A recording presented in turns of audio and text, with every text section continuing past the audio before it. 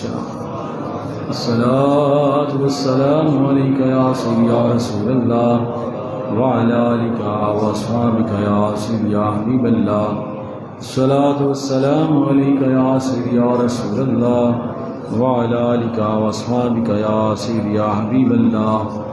حضرات محترم، اللہ تعالیٰ کا لاکھ لاکھ شکر ہے جس کے فضل و کرم سے میں آپ سب جمعۃ المبارک کی ان پاکیزہ گھڑیوں میں حاضر ہیں۔ اللہ تعالیٰ میری آپ سب کی حاضری قبول فرمائے اور جو سنائیں اس پر ہم سب کو عمل کرنے کی توفیق عطا فرمائے۔ چونکہ میلاد شریف کا مہینہ ہے اور حضور علیہ الصلوۃ والسلام کی عظمت و شان کے حوالے سے یہ جمعۃ المبارک جو پچھلے جمعہ ہیں اور یہ والا یہ آپ کی عظمت و شان کے حوالے سے مختلف گوشے آپ کے سامنے پیش کرنے کی سعادت حاصل رہی۔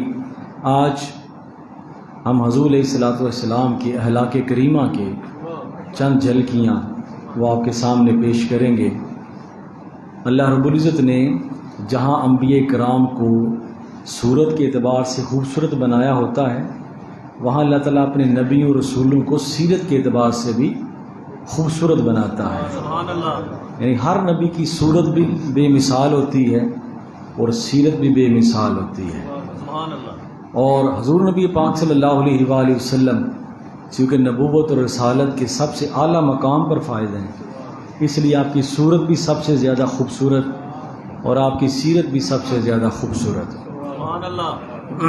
اللہ تعالیٰ نے حضور علیہ الصلوۃ والسلام کی عظمت و شان جہاں کافروں نے اعتراض کیا کہ آپ ایسے نہیں، آپ اللہ کے رسول نہیں، یا دیگر اعتراضات کیے، تو اللہ تعالیٰ نے بعض مقامات پر قسم اٹھا کر فرمایا کہ اے محبوب آپ ایسے نہیں ہیں جیسے یہ لوگ کہہ رہے ہیں، آپ ایسے ہیں جیسے آپ کا رب کہہ رہا۔ مثلا فرمایا کہ وہ کافر کہتے تھے آپ اللہ کے رسول نہیں ہیں، تو اللہ تعالیٰ نے ارشاد فرمایا یاسین والقرآن الحکیم، مجھے قسم ہے یاسین کی، مجھے قسم ہے قرآن حکیم کی، انک لمن المرسلین، آپ اللہ کے رسولوں میں سے ہیں۔ رب گواہی دے رہا۔ اس طرح بے شمار اعتراضات ہوئے تو اللہ تعالیٰ نے جواب دیا۔ اس طرح حضور علیہ الصلوۃ والسلام کی ذات بابرکات پر کافروں نے اعتراض کیا کہ یار اور تو کوئی بس نہیں چل رہا، کوئی کسی اعتبار سے بھی ہم ان پر جو حملہ کرتے ہیں اس میں کامیاب نہیں ہوتے، تو چلو ایک الزام لگا دیتے ہیں کہ نعوذ باللہ آپ مجنون ہیں، آپ مجنون ہیں، دیوانے ہیں، نعوذ باللہ الٹی سیدھی باتیں کرتے ہیں، کبھی یہ بات کبھی وہ بات۔ تو چلو ایک بات نہ ماننے کا یہ بھی طریقہ ہوتا ہے کہ اگلے بندے کو بندہ کہہ دے کہ یہ تو مجنون ہے، یہ تو دیوانہ ہے۔ تو انہیں حضور علیہ الصلوۃ والسلام پر یہ اعتراض کیا کہ نعوذ باللہ آپ مجنون ہیں، اور دوسرا اعتراض یہ کیا کہ آپ کے پاس تو ہے ہی کچھ نہیں، آپ لوگوں کو کیا دے سکتے ہیں، آپ کے پاس تو ہے ہی کچھ نہیں۔ اور تیسرا اعتراض یہ کیا کہ نعوذ باللہ آپ کے تو اخلاق ہی ٹھیک نہیں ہے، آپ کی تو عادات ہی ٹھیک نہیں ہے۔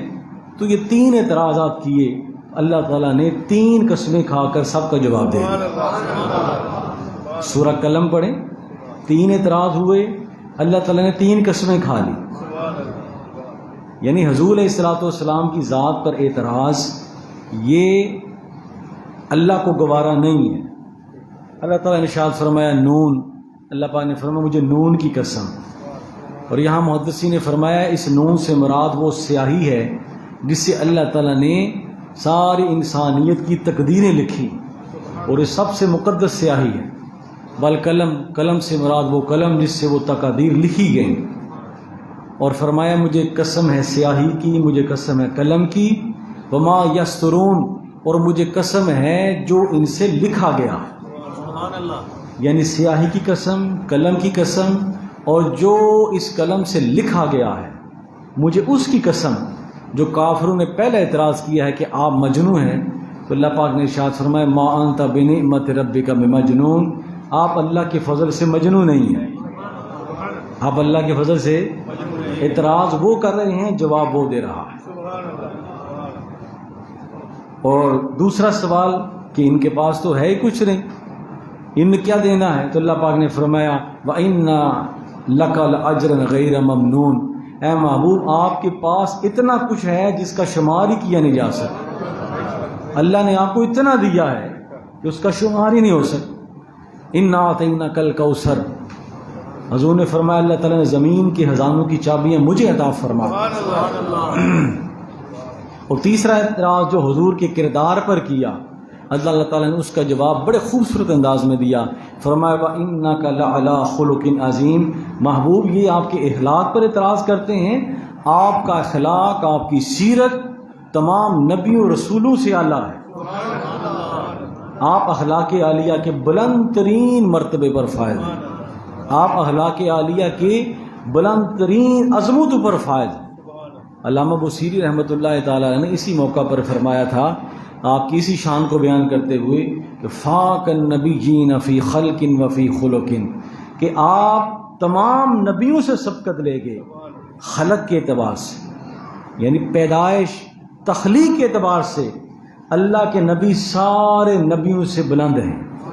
نہ ایسی کسی کی تخلیق ہوئی، نہ ایسا کسی کا میلاد ہوا، نہ ایسی کسی کی پیدائش ہوئی. آپ ہر نبی رسول سے تخلیق کے اعتبار سے بلند ہیں. فی خلق و فی خلق، اور تمام نبی رسولوں سے اخلاق کے طور سے بھی بلند اور بالا. آپ کا اخلاق بھی سب سے اعلیٰ ہے. اس لیے اعلیٰ نے فرمایا سب سے اولا والا ہمارا ہے، سب سے بالا والا تو فرمایا آپ اخلاق کے اعتبار سے بھی سب سے اعلیٰ ہیں. وَلَمْ يُدَانُوهُ فِي عِلْمٍ وَلَا كَرَمٍ. کوئی نبی رسول آپ کے علم اور آپ کے کرم کے نزدیک بھی نہیں جا سکتا. امتی تو امتی، غلام تو غلام. کوئی نبی رسول بھی آپ کے علم اور جود و کرم کے قریب بھی نہیں جا سکتا جتنا اللہ تعالیٰ نے آپ کو عطا فرما دیا ہے. تو فرمایا کہ اے محبوب ہم نے تینوں سوالوں کا، تینوں اعتراضات کا جواب قسم دے کے فرما دیا ہے کہ آپ نا مجنون ہیں. اللہ تعالیٰ نے آپ کو خیر کثیر عطا فرمایا ہے اور آپ اخلاق عالیہ کے سب سے بلند ترین مرتبے پر فائز. اور حضور علیہ الصلوۃ والسلام نے خود ارشاد فرمایا ادبنی ربی تعدیبا حسنا، کہ اللہ تعالیٰ نے مجھے خود ادب سکھایا ہے. نبی کا استاد کوئی نہیں ہوتا سوائے رب کے. نبی پڑھا پڑھایا آتا ہے، رسول پڑھا پڑھایا آتا ہے. وہ دنیا میں کسی کا شاگرد نہیں ہوتا. وہ عالم ارواح میں اللہ تعالیٰ کے ہاں وہ ٹرینڈ ہو کے آتا ہے. اس کا ادب، اس کا اخلاق وہیں سے ہو کے آتا ہے. تو فرمایا اس لیے تو حضرت ابراہیم علیہ السلام نے جب حضرت اسماعیل علیہ السلام سے کہا نا بیٹا میں تمہیں خواب میں دیکھا ہے، میں نے خواب میں کہ میں تمہیں ذبح کر رہا ہوں، تو اسماعیل علیہ السلام نے یہ نہیں فرمایا کہ یہ تو خواب ہے. آپ نے فرمایا ابا جان جیسا حکم دیا ہے ویسا کر لیں، کیونکہ وہ بھی نبی ہیں یہ بھی نبی. پتہ ہے کہ نبی کا خواب جھوٹا نہیں ہو سکتا، نبی کا خواب سچا ہوتا ہے. تو فرمایا ادبنی ربی تعدیبا حسنا، کہ میرے رب نے مجھے اعلیٰ ادب کے ساتھ اس دنیا میں مبعوث فرمایا ہے، خود تربیت فرمائی ہے. تو میرے دوستو حضور علیہ الصلوۃ والسلام کا اخلاق دیکھیں نا، اسلام جو ہے کہ تلوار کے ذریعے نہیں پھیلا، حضور کے اخلاق کے ذریعے پھیلا ہے. آج امت مسلمہ پر ایک مشکل وقت ہے اور ایک کٹھن وقت ہے. اللہ تعالیٰ ہمارے فلسطین بھائیوں کی دستگیری فرمائے. جس طرح انہوں نے ایک مجاہدانہ کردار ادا کیا اور اپنے سے 100 گنا بڑی طاقت کا مقابلہ کیا ہے، دنیا حیران ہے. اور اللہ تعالیٰ نے بتا دیا کہ میں یہ تیروں تلواروں کے ساتھ نہیں ہوتا، جو جذبہ جہاد لے کر نکلتا ہے میری مدد اس کے ساتھ ہوتی. مقابلہ تو پھر مقابلہ ہوتا ہے نا. تو انہوں نے اللہ تعالیٰ ان کی دستگیری فرمائے. اللہ تعالیٰ فلسطین کو فتح و نصرت عطا فرمائے. اور جو اسرائیل کی ظلم اور بربریت ہے اللہ تعالیٰ ان سے ان کو نجات عطا فرمائے. فلسطینیوں نے بھی ایک نیکی کی تھی 1943 میں کہ انہی یہودیوں کو پناہ دی تھی. ان کو پناہ کوئی نہیں دیتا تھا. یہ کبھی وہاں جاتے کبھی وہاں جاتے، تو یہ 400-500 یہودی آئے تو مسلمان پھر نرم دل ہوتا ہے، پناہ دی کہ چلو یار انہیں پناہ دے دیتے ہیں. یہ بیت المقدس میں فلسطین سے پوچھ کر جاتے تھے. لیکن یہودیت بڑی مکار قوم ہے، دغا باز قوم ہے. حضور نے فرمایا کہ قیامت کے نزدیک یہودی اس طرح مارے جائیں گے کہ جس پتھر کے پیچھے چھپیں گے وہ پتھر کہے گا کہ میرے پیچھے یہودی چھپا ہوا ہے۔ آپ دیکھیں نا، جب فلسطینیوں نے یہ حملہ کیا تو ان کا سارا سسٹم فیل ہو گیا، نہیں پتہ چلا کہ وہ مجاہدین اندر آ گئے، اور وہ اعلان کرنے والے تھے کہ اسرائیل جو ہے یہ بڑی طاقتور قوم ہے، لیکن اللہ تعالیٰ نے بتایا کہ تم کچھ بھی نہیں ہو۔ تو یہ جہاد کا سلسلہ یہ تو چلتا رہنا ہے، تو ہم ان مجاہدین فلسطین کو سلام پیش کرتے ہیں جو تنہا جو ہے وہ اتنی بڑی طاقت کا۔ اور مسلمانوں کی بے حسی دیکھیں، ہمارا حال یہ ہے کہ بندہ سامنے زخمی پڑا ہو نا، ہاتھ پاؤں کٹے ہوں، تو ہم کہتے ہیں فکر نہ کرو ہم تمہارے ساتھ ہیں، بس اتنا ہی، یہی ہمارا حال، ہم تمہارے ساتھ ہیں بس۔ ہم تو عوام ہیں نا، ہم تو اتنے کر سکتے ہیں، جمعے میں ذکر کریں گے، احتجاج کریں گے، یہ تو مقتدر حلقے ہیں۔ کہاں صلاح الدین ایوبی کو پکارا گیا تو کہاں سے وہ مجاہد چلا اور آ کے پھر کافروں کو تہ و بالا کر دیا۔ تو یہ اس جذبہ جہاد سے حضور نے اس لیے فرمایا تھا کہ ایک وقت ایسا آئے گا کہ اے مسلمانوں، تمہیں غیر لوگ اس طرح کھا جائیں گے جس طرح بھیڑیے کے سامنے گوشت پڑا ہوتا ہے، بھیڑیے کے سامنے جانور ہوتے ہیں، بکریاں ہوتی ہیں، وہ سب کو کھا جاتا ہے۔ یا رسول اللہ وجہ کیا ہوگی؟ فرمایا تمہیں وہن کی بیماری لگ جائے گی۔ یا رسول اللہ وہن کی بیماری کیا ہے؟ فرمایا زندگی سے پیار، موت کا خوف۔ زندگی سے پیار کرنے لگو گے۔ اب وہی عالم ہے، 55 اسلامی ملک ہیں لیکن کر کچھ نہیں سکے۔ اب وہ دیکھیں نا، حضور نے فرمایا کافر ایک ہیں، تم بھی ایک ہو جاؤ، تم بھی ایک ہو جاؤ، کون ملتن واحدہ، ایک قوم بن جاؤ، چاہے کسی پوزیشن میں ہو۔ جب اکٹھے ہونے کی باری ہے تو اکٹھے ہو جاؤ، ورنہ ایک ایک کر کے کافر ہر ایک کو مار دے گا، ہر ایک کو بسم کر دے گا۔ اتنے اسلامی ملک ہے، بس یہی ہے ہم تمہارے ساتھ، باقی کرنا کچھ نہیں۔ کوئی داد رسی کی ایک صورت ہوتی ہے کہ یہاں تو ان کی مدد کے لیے اس طرح پہنچے کہ دشمن حیران رہ گئے، اسے پتہ ہے کہ یہ تنہا ہے۔ ہاں، جو اسلامی ملک تعاون کرتے ہیں وہ ان کو بھی ہمیں راج تحسین پیش کرتے ہیں۔ تو ہم تو عوام ہیں، اتنا ہی واویلا کر سکتے ہیں جتنی ہماری طاقت ہے، جتنی ہمارے سورسز ہیں۔ اللہ سے دعا کر سکتے ہیں، یا اللہ تو خود مدد فرما، جس طرح تو نے بدر کے مجاہدین کی مدد فرمائی تھی، ان فلسطینیوں کے لیے یا اللہ تو خود مدد فرما۔ جس طرح وہ ظلم کر رہے ہیں اور بچے، بوڑھے، جوان جس طرح وہ شہادت پا رہے ہیں، پھر بھی وہ ہمت نہیں ہارتے۔ میں ایک بوڑھے کا کلپ سن رہا تھا، وہ کہتا ہے کوئی بات نہیں، ہمارا گھر تباہ ہو گیا ہے، ہمیں پھر بھی اللہ پر بھروسہ ہے۔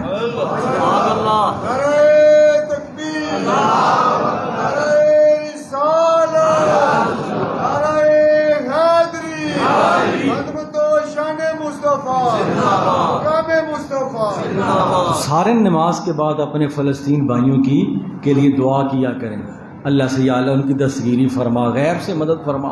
آمین۔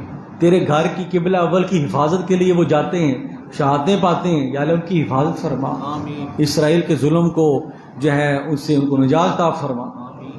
تو یہ دعا کیا کریں۔ تو کہنے کا مقصد یہ ہے کہ حضور کے تلوار سے دین نہیں پھیلا، حضور کے اخلاق سے پھیلا ہے۔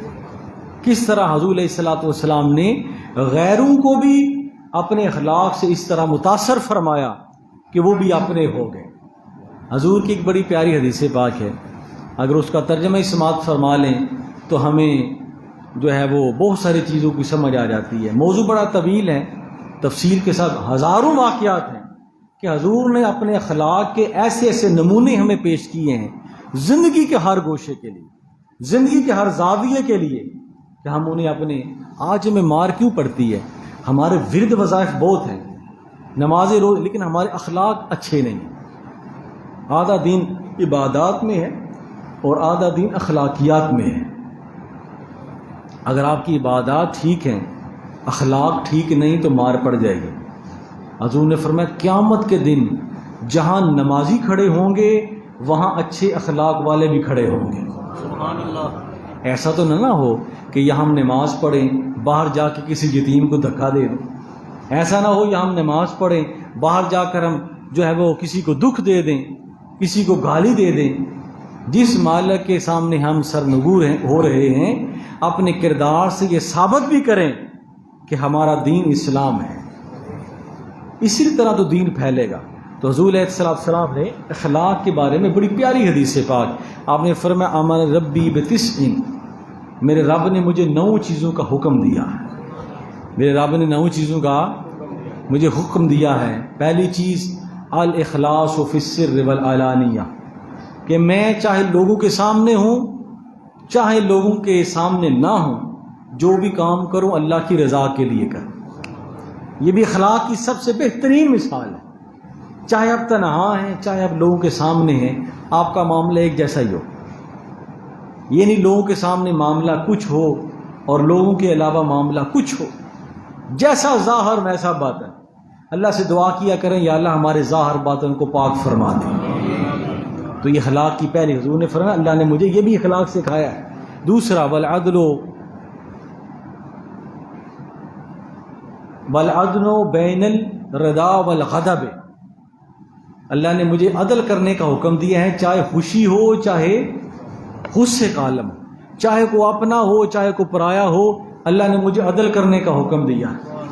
اس کی بے شمار مثالیں حضور کے سامنے نا ایک عورت پیش ہوئی جس نے چوری کی تھی، تو حضور کے صحابی نے سفارش کی یا رسول اللہ یہ فلاں قبیلے کی ہے، حاتم تائی کی بیٹی ہے، ان کے قبیلے کی ہے، تو اگر معاف کر دیا جائے تو حضور نے فرمایا اگر میری بیٹی فاطمہ بھی چوری کرتی میں ہاتھ کاٹ دیتا۔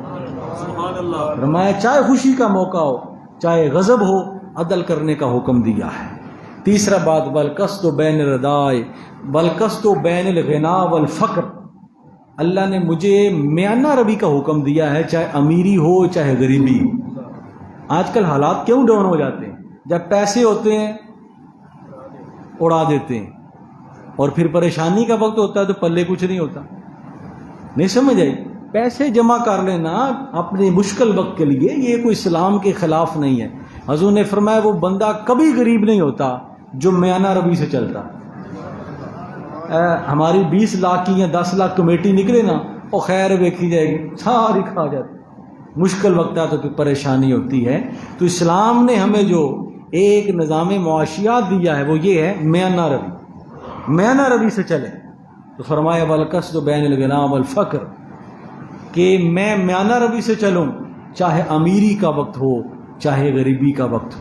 دیکھیں نا حضرت یوسف علیہ السلام کے پاس وہ خواب کا واقعہ پیش ہوا، تو بادشاہ نے کہا جی میں نے خواب دیکھی ہے کہ 7 بھینسیں ہیں اور وہ موٹی تازی ہیں، گھاس کھا رہی ہیں، اور پھر میں نے دیکھا کہ 7 بھینسیں ہیں وہ خشک ہو گئی ہیں، کمزور ہو گئی ہیں۔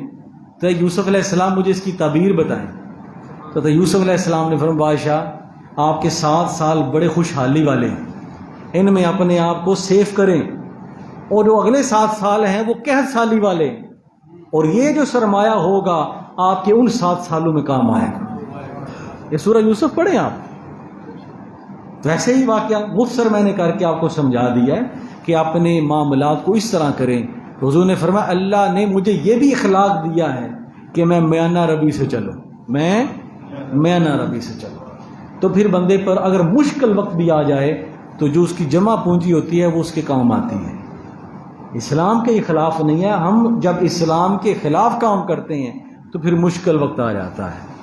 تو فرمایا کہ چوتھی بات وَأُوتِيَ مَنْ حَرَمَنِي، حضور نے فرمایا کہ جو مجھے نہ دے میں اسے عطا کروں، جو مجھے نہ دے میں اسے عطا کروں۔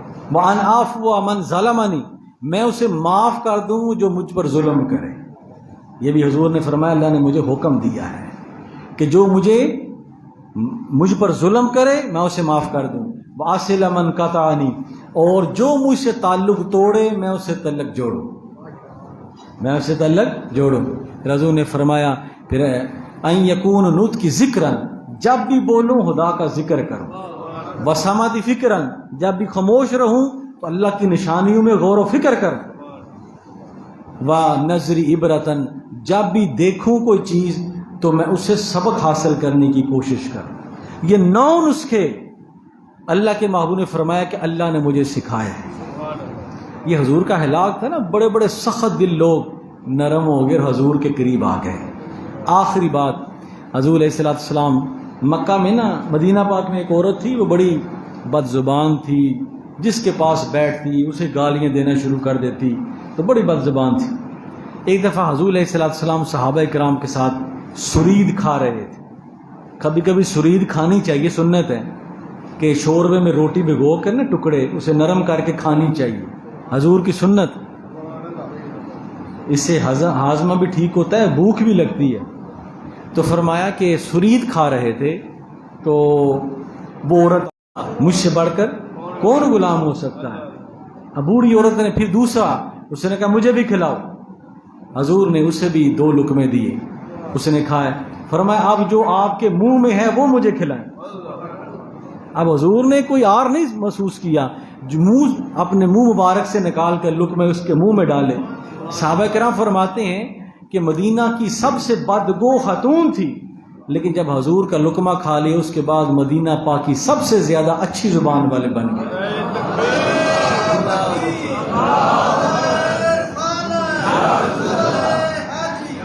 حضور کا اخلاق، کردار، اللہ تعالی ہمیں عمل کی توفیق عطا فرمائے۔ ما علینا الا البلاغ، وآخر دعوانا الحمدللہ رب العالمین۔ سنتے ہیں، عطا فرمائے۔